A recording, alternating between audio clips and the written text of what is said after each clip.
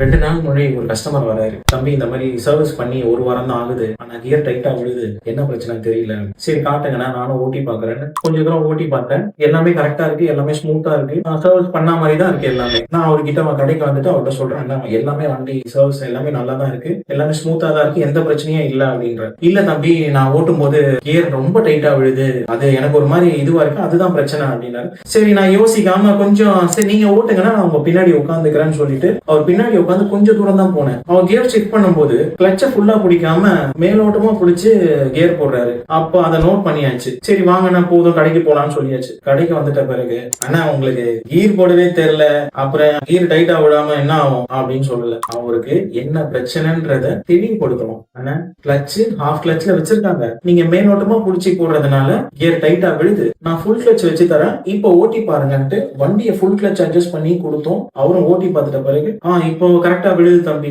அப்படின்னு சொன்னாரு. அதனால எல்லா விஷயத்தையும் நம்ம ஆடா சொல்லணும் அவசியம் இல்ல, கொஞ்சம் பொறுமையா சொல்லணும். பிரச்சனை எப்பவுமே வண்டியில இல்ல, வண்டி ஓட்டுறவங்களையும் இருக்கும். ரேஸ் ஓட்டணும்னா வண்டி மட்டும் பவரா இருக்கணும்னு அவசியம் இல்ல, ஓட்டுறவங்களும் கொஞ்சம் தெளிவா இருக்கும். எல்லாமே பாதிக்கு பாதி தான். நீங்க ஒசிலா ஆட்டோமோட்டிவ்ல இருந்து 3 கிலோமீட்டர் ரேடியஸ்ல இருக்கீங்களா? உங்க காரை பிக்கப் பண்ணி வாஷ் பண்ணி திருப்பி நாங்களே டிராப் பண்ணிடுவோம். அருமையான தொழிலா இருக்கியா? Pick up and drop free of cost. வாஷுக்கு மட்டும் காசு கொடுத்தா போதும். ஸ்கிரீன்ல இந்த நம்பருக்கு கால் பண்ணுங்க, இல்ல வாட்ஸ்அப் பண்ணுங்க, உடனே உங்க வீட்டு வாசல்ல நிற்போம்.